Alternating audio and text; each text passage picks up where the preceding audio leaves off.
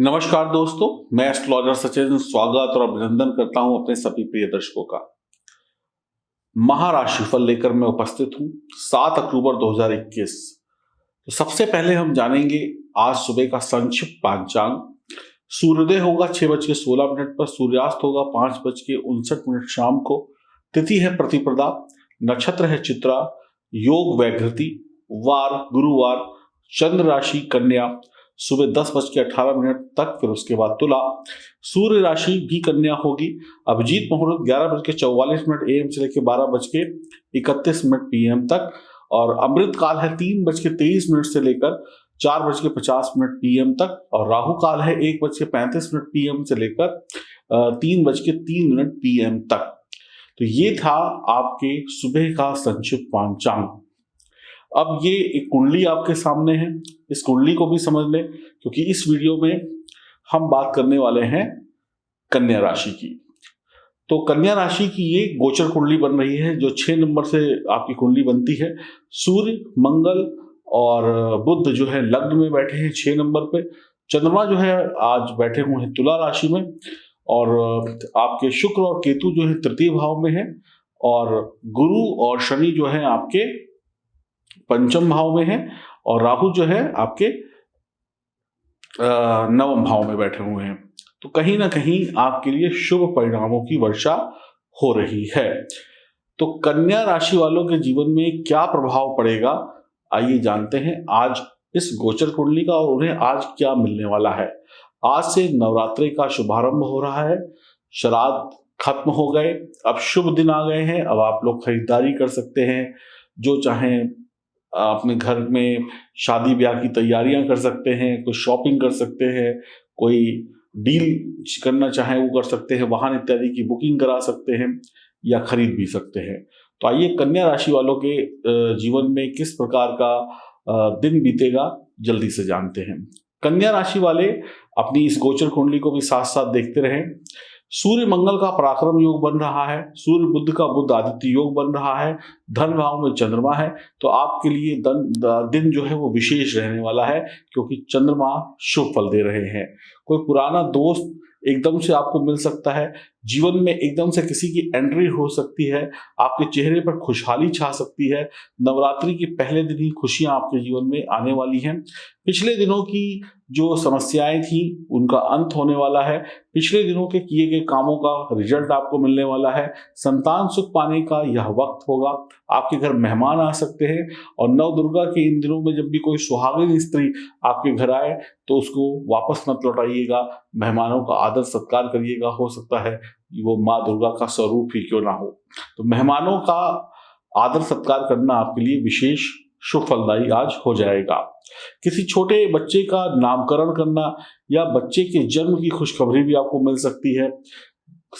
किसी रिश्ते की शुरुआत भी आज हो सकती है। घर में कोई मांगलिक कार्य भी हो सकता है। पारिवारिक या बाहरी विवाद निपटाने के लिए आज का दिन बहुत ही बेहतर रहेगा। शत्रु से मित्रता करने का वक्त होगा। आपके अंदर जोश और हिम्मत की जो कोई कमी नहीं होगी। आप जो चाहते हैं वो कर पाएंगे। छोटी छोटी यात्राएं लाभकारी रहेंगी। आज विवादों को निपटाने के लिए बहुत ही बेहतरीन योजनाएं आप बना सकते हैं। आप दोहरी बातें ना करें, यानी कि जो करें वो सीधी सीधी बात करें। कंफ्यूजन स्थिति पैदा करने वाली बातें ना करें तो बेहतर रहेगा। आपके बॉस से आपके रिश्ते खराब नहीं होंगे।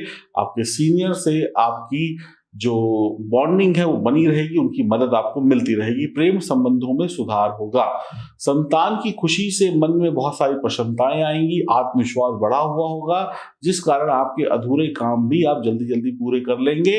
आपकी बिक्री आज बढ़ेगी। क्वालिटी मत गिराइएगा काम की। आज बहुत ही बढ़िया दिन रहने वाला है व्यापारियों के लिए। धन लाभ के योग बन रहे हैं। आपके दिमाग में पैसा कमाने की योजनाएं होंगी। आप मनी माइंडेड होंगे। पैसा कमाना, पैसा जोड़ना, इन सब के विचार बनते रहेंगे।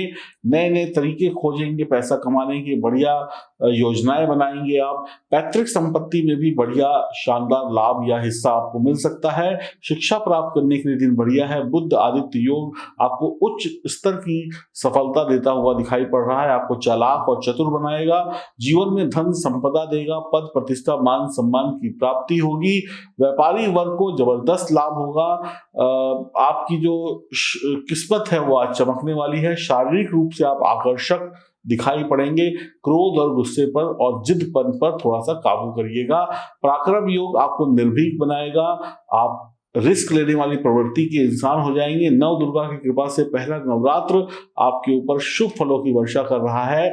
आप दुर्गा चालीसा या सप्तशती का पाठ करके माँ शैलपुत्री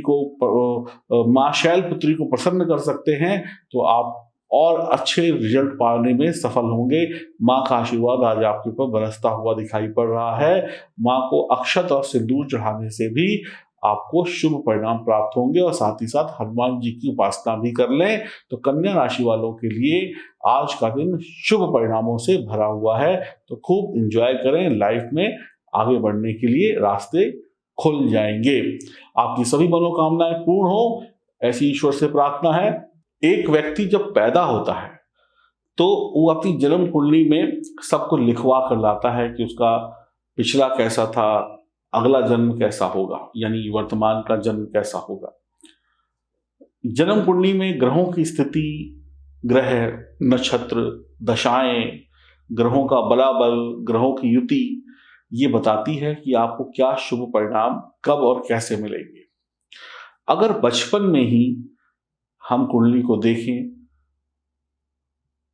तो उसके बाद हम तुरंत निर्णय ले लेते हैं कि इस बच्चे में क्या दोष है, इसका कब निवारण करना चाहिए। वक्त रहते हुए उसका निवारण करते हैं, उसकी ग्रोथ बहुत अच्छी होती है, यानी कि बचपन से ही उसे सुख मिलने शुरू हो जाते हैं। अक्सर लोग कुंडली बहुत लेट दिखाते हैं, ज्यादातर लोग कुंडली तो तब दिखाते हैं जब उनकी शादी ब्याह होती है। तो ऐसे में आप जब बहुत लेट दिखाते हैं तो कई लोगों का जीवन बड़ा स्ट्रगल से बीतता है। नौकरी, पढ़ाई, इन सब में तो स्ट्रगल होता ही है, इसके साथ साथ पारिवारिक कष्ट भी होते हैं, या फिर हम कहें शारीरिक कष्ट भी होते हैं। तो अगर जन्म कुंडली की विवेचना सही वक्त पे करा दी जाए तो सिर्फ वो व्यक्ति ही नहीं सुखी होता है जिसकी हम कुंडली देख रहे हैं, जो उसके साथ रहने वाले व्यक्ति हैं उनको भी सुख प्रदान होता है। इस बात को भी आप दिमाग में रखें। हो सकता है किसी बच्चे की कुंडली में कोई ऐसे योग बन रहे हो जिससे वो बच्चा स्वयं परेशान हो और परिवार के अन्य सदस्यों को भी परेशान करे, और हो सकता है कि उसकी कुंडली में कुछ ऐसे संयोग या अच्छे योग बन रहे हो जिससे वो खुद का भी भला करे और परिवार का भी भला करे। कई बार शुभ योग या संयोग फलित नहीं हो पा रहे होते हैं क्योंकि वो कमजोर स्थिति में होते हैं, तो उपायों को करके हम उनको मजबूत बनाते हैं। इसका लाभ पूरे कुटुंब को मिलता है। तो इसीलिए वक्त रहते अपनी कुंडली की जांच कराना जरूरी है। अब एक बच्चा क्या बनेगा क्या नहीं बनेगा ये उसकी कुंडली तय करती है। अगर उसको डॉक्टर बनना है और घर वाले उसको कोई MBA की पढ़ाई कराने लग जाएं तो उसका करियर चौपट हो जाएगा। हो सकता है वो MBA करके भी पैसा कमाए, लेकिन अगर वो डॉक्टर बनता तो शायद वो दुनिया क्या पूरे विश्व में अपना नाम रोशन करता। फर्क ये आता है। हो सकता है कि अगर वो व्यक्ति डॉक्टर बनता तो वो मन से काम कर रहा होता या कर रही होती, और अभी आपने गलत उसको व्यवसाय करवा दिया तो वो बेमन से कर रहा है। अक्सर दिक्कत क्या आती है कि शादी ब्याह में हम कुंडली देखकर ये आपको बता सकते हैं कि आपको किस उम्र में शादी करनी चाहिए। अक्सर लोग गलत उम्र में शादी करके अपनी मुसीबतों को दावत दे देते हैं। अगर किसी व्यक्ति की शादी की उम्र 25 साल है तो उसको 25वें साल में ही शादी करनी चाहिए या उसके बाद करनी चाहिए। अगर ऐसा व्यक्ति जिसकी कुंडली कहती है कि उसे 25वें साल में शादी करनी चाहिए और वो व्यक्ति 24वें साल में शादी कर लेता है, एक दिन का भी फर्क पड़ता है, तो वो व्यक्ति परेशान होगा, उसका वैवाहिक जीवन अच्छा नहीं होगा। दूसरा सवाल ये होता है कि व्यक्ति वक्त से पहले ही शादी के लिए परेशान होता रहता है और फिर अंत में थक हार कर गलत निर्णय लेकर अपना और अपने परिवार का जो है वक्त खराब करता है और नुकसान करता है, और जिसकी जिंदगी खराब हुई वो एक तो अलग बात है। तो कुंडली को वक्त पर दिखाने से आपको ये समस्या का हल भी हो जाएगा। हमें कब मकान बनाना चाहिए? व्यक्ति कोशिश करता है कि हम जल्द से जल्द कमाएं और एक मकान बना लें। क्या मकान बनाने की आपकी सही उम्र आ गई है? हो सकता है आपके पास पैसा हो और आप वक्त से पहले मकान बनाकर उस मकान से ही बर्बाद हो जाएं, और हो सकता है कि हम आपको ये बताएं आपकी जन्म कुंडली देखने के बाद कि आपको 40 साल की उम्र में मकान बनाना है कि या 35 साल की उम्र में बनाना है। आप एक मकान बना सकते हैं कि 2 मकान बना सकते हैं कि 3 मकान बना सकते हैं, ये सारी जानकारियां कुंडलियों से ही मिलती हैं। अक्सर लोग गलत रत्न या गलत पूजा करते रहते हैं, देखा देखी करते रहते हैं, इससे भी अशुभ परिणाम मिलते हैं। तो क्या आपको पूजा करनी चाहिए, क्या रत्न पहनना चाहिए, क्या रुद्राक्ष पहनना चाहिए, कब तक पहनना चाहिए, इसकी जानकारी भी कुंडली देखकर ही पता चल सकती है। तो ये सारी जो चीजें हैं ये बिना कुंडली देखे हो ही नहीं सकती। इसीलिए कुंडली की विवेचना कराना, ग्रहों को मजबूत बनाना, अपनी जो लाइफ स्टाइल है उसको सही करना बहुत आवश्यक है।